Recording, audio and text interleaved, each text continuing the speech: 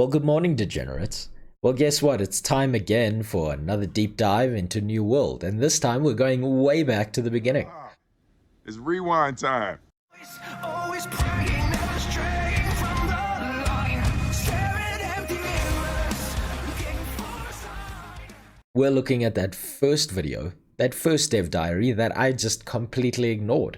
Is it a bit late to be doing the first dev diary? Absolutely. Do you think I care? Absolutely not. Do I want this game to be good? Yes. And why do I sound like a 700-year-old smoker? Well, that's because I'm sick. But enough about me, enough procrastination. Let's jump into this.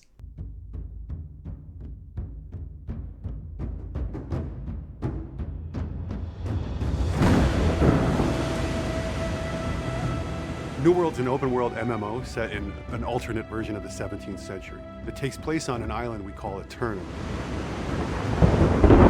It's a place of legend. It's a land of power and of treasure. It's a place where your choice. Alright, so right there, that's your first red flag, unfortunately, is a game dev saying where your choices matter.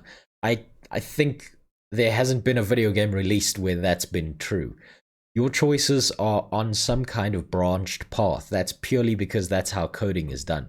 Your choices matter is a very broad spectrum kind of speech. You can't just say your choices matter. I would always caution any game dev to avoid saying the words, a place where your choices matter. Does this change anything about the game? Absolutely not. This is, like I said, I'm doing this out of order. This dev diary is old. They're trying to hype the game. This is the first one they did.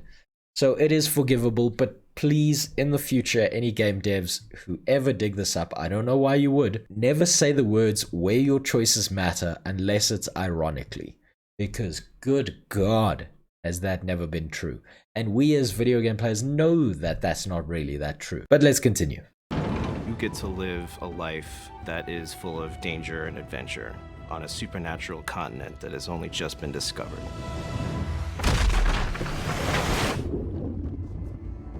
Alright, so as you could see there in the background with that little bump in the ship there, that has already kind of been revealed to us. It's how we start the game. We end up in a shipwreck, and then we end up washed ashore. Saved, sounds a little bit like Divinity 2, but that's not such a bad idea. That gives us a very logical path to follow. That lets us know that we are not the first to be shipwrecked here. We're sailing in dangerous water. It gives us an idea as to why it would be so goddamn difficult for people to get off this island, and why it would be so goddamn difficult for people to get to this island already. I like that from a lore perspective because it ties in very neatly as to why we're stuck here and why we have to try and make things work instead of why we're trying to escape this island. Built this version of a haunted Eden. We wanted beautiful, picturesque landscapes with danger around every turn. There's these hints of supernatural and these things that show you're not really anywhere you've ever seen before. Contrast is something that we really want players to feel as they move around the world. Every space they enter feels different and special from the space behind it. They feel like every hill they're going over, there's a new adventure. Now that, from all the footage I've seen, from the alpha gameplay, looking back at them saying we wanted the game to be very picturesque, the game to look very good, to be a very beautiful experience. From what I've seen, they have accomplished that. Everything does look very neat. Everything does look very tidy. Now, unfortunately, I do not have alpha access. Come on, Amazon. Give me that alpha access. You know you want to. But the beta is out soon, and I will be playing the beta, so I can give you my thoughts and opinions on that, at least. All I'm really hoping for, though, is that the gameplay matches the beautiful visuals. Because if they've put too much into the visuals and not enough time into the gameplay, it's going to be a very beautiful, picturesque experience, but much like looking at a picture, it's empty beyond that. That's where the interaction ends. Now, do I think that's the likely case? Well, absolutely not. I am willing to nitpick this game to death because I want it to be perfect.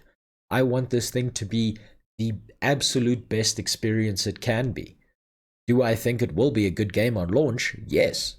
Do I think there's going to be grindy parts? Yes, absolutely. Things are going to need to be fixed up as the game continues and progresses. That's how any game is. But on launch, do I think it'll be a good game? Do I think it'll be worthy of being launched? Currently, yes, I do. But let's keep going before the coof takes me. Not many people know too much about Eternum yet. I think that's where you come in as a player. And there are threats, but there's also opportunity. Rumors swirl about the power and danger of the island, but the people who go there don't really know what they're going to find. It could be Shangri-La, or it could be something out of their worst nightmares. The thing that gives Eternum this power and makes it supernatural and special is there's this mineral that runs below the earth, and it's called Azoth. It's called what? It's called Azoth. It's called what? So first and foremost, I'm pretty sure that the devs knew exactly what they were doing when they chose that name. Second, every game kind of has this mechanic around it. Every MMO has this magical, mystical element. You saw it in Ion. You saw it in Rift. You saw it in Wildstar even. You saw it in, obviously, World of Warcraft. Azoth. My god. But essentially, this is your magical crack rock that everyone's after. This is your objective in the game. This is your basically your pivotal point of power that you're going to be reaching towards.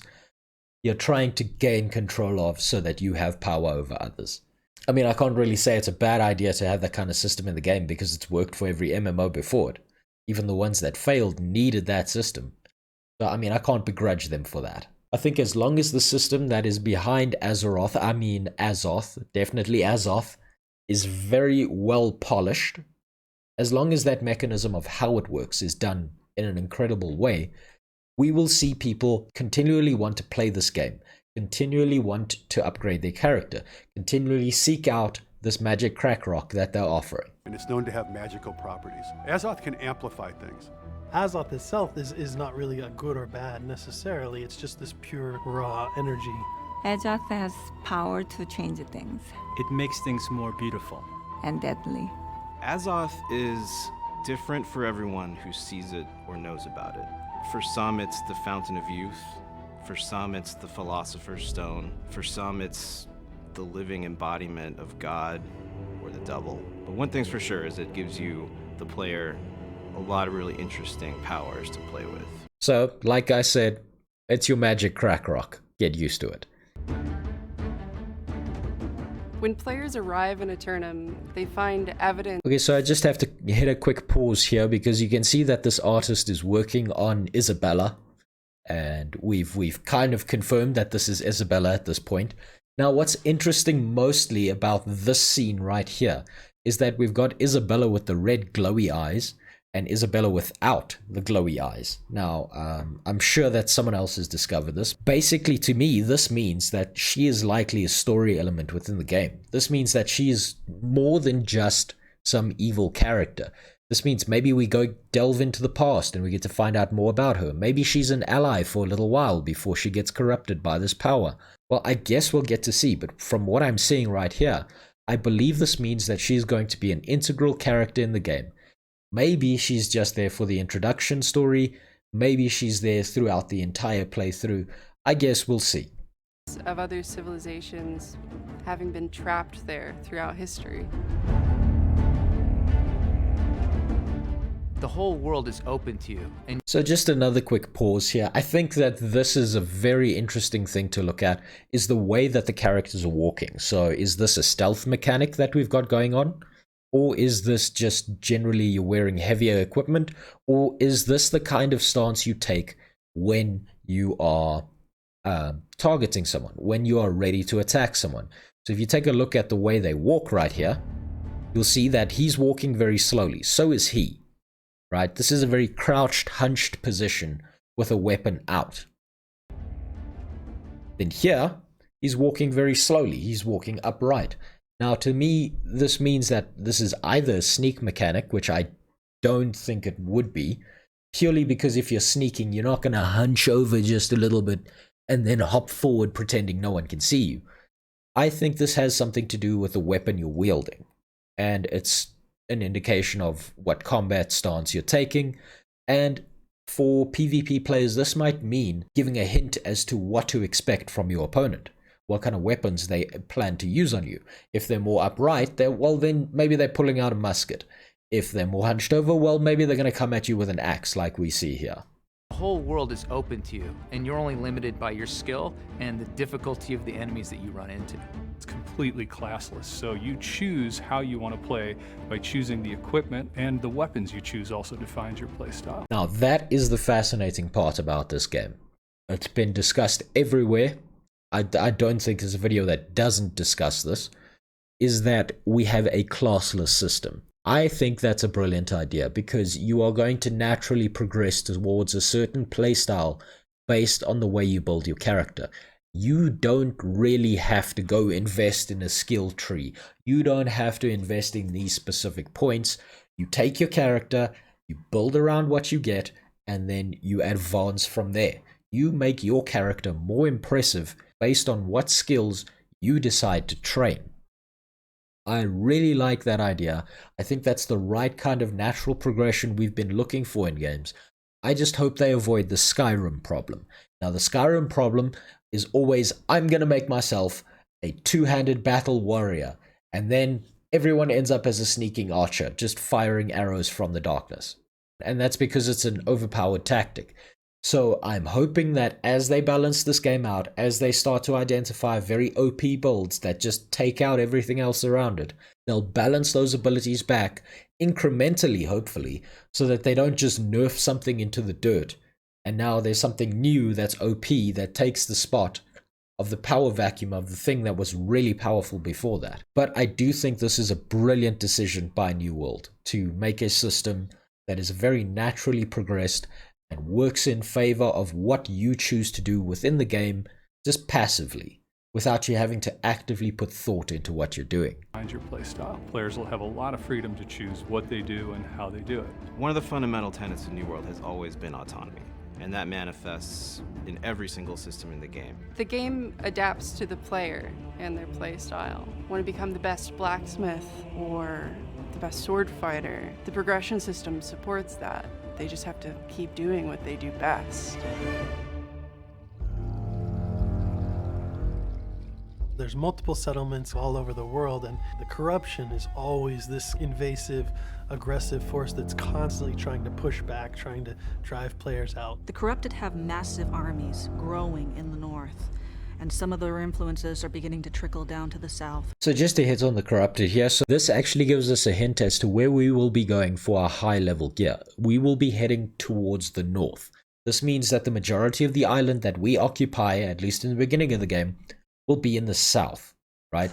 Because if they have these massive dangerous armies in the north that keep on coming down to attack us, that would generally progressively mean that as you get higher level, you'll want to venture further north. Now, I do like this idea. I do like the separation because it means that you won't immediately get stomped to death, and it gives high-level players somewhere to go where they would need to go, maybe to farm gear or to get certain items or equipment that is very rare and that they can't get in the south. This also lends to the idea that newer players who do have PvP missions toggled on, or just their PvP in general toggled on, they will be running around the south of the game, which means they are less likely to run into higher level players who are going to gank them to death. I think this was a good decision. I am still a little bit sad that PvP is a toggle on, toggle off system now, but I can concede that this will definitely get rid of a lot of griefers. But now I'm kind of digressing. I can't help but almost speak about the PvP in every single one of these dev diaries. Let's just continue with the video. Players are trying to build their homes, and they have a very particular idea of how the power of Eternum should be used. The world is going to push back against you in a couple of interesting ways. For one thing, as you grow more powerful and you head deeper into the world, obviously there's going to be resistance to come up and meet you.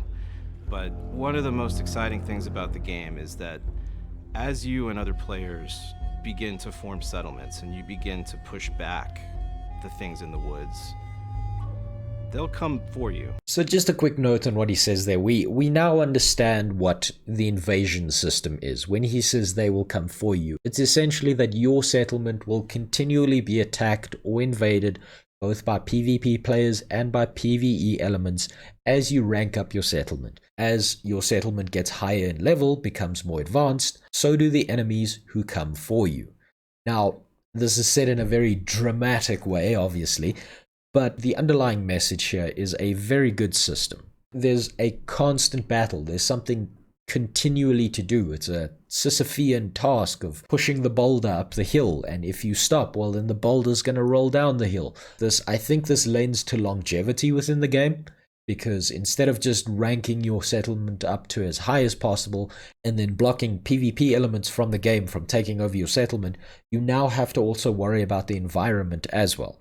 I think that's a great idea. It gives longevity, but I also hope that with these invasions, for every successful invasion you repel, you should get some kind of reward. Your company should get some kind of reward. I hope that system is implemented, and I'm kind of sure it is. They wouldn't be sloppy enough to leave that out of the game. They'll come for you. You're gonna find some really interesting battles that have to get fought in order to keep your foothold in this world.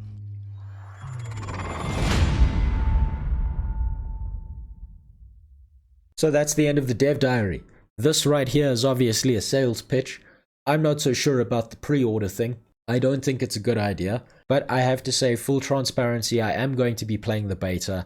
I do have a pre-order set. My thinking behind that is, if this is a bad game, if this is a terrible game, well then guess what? I am going to tell everyone it is, and I can maybe save you some money. If I can save one person some cash, help them decide whether this game is for them or not, then I feel like I've at least accomplished something. So I would caution against these pre-orders, but obviously they're trying to make sales as much as possible. That's what game devs do. But that was a quick deep dive into the very first dev diary that was done by Amazon Game Studios and New World. I think looking back on this trailer, it is still not deceptive. At this late stage, looking at what this dev diary tells us, it is not deceptive based on what we currently know about the game. I think that they've done a very neat job of trying to prep everyone for these New World dev diaries. But that has been a super late look at the very first dev diary released by Amazon Game Studios for their New World MMO. I hope you got some value out of this. If you did, well, then I'd appreciate a like. And if you didn't, well, you know where the dislike button is. Subscribe if you want more content like this. And so I hope you have a great day. I hope everything goes your way. But it's time now for you and I to bugger off. Into the next one!